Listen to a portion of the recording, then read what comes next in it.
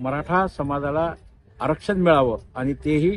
टिकणारं मिळावं यासाठी आम्ही सर्वोच्च न्यायालयामध्ये एक याचिका दाखल केली। त्या याचिकेतून आमची अशी मागणी आहे की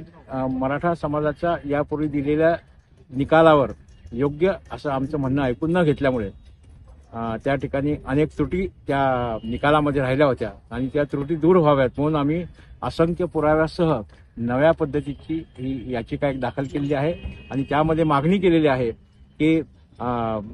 पुनर्विचार होऊन आमच्या या सर्व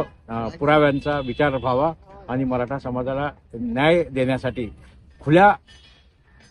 न्यायालयात याबाबतची सुनावणी व्हावी आणि मराठा समाजाचा आक्रोश संपवण्यासाठी मराठा समाजाला न्याय देण्यासाठी आमच्या या सगळ्या बाबी मान्य न्यायालयाने विचारात घ्याव्या अशा पद्धतीची ही याचिका आम्ही दाखल केलेली असून मी स्वतः या ठिकाणी जोपर्यंत मराठा समाजाला आरक्षण मिळणार नाही तोपर्यंत न्यायिक आणि न्यायालयीन लढा यापुढील काळात सुद्धा देतच राहणार आहे। मी राजेंद्र दाती पाटील, याचिकाकर्ता, सर्वोच्च न्यायालय, नवी दिल्ली।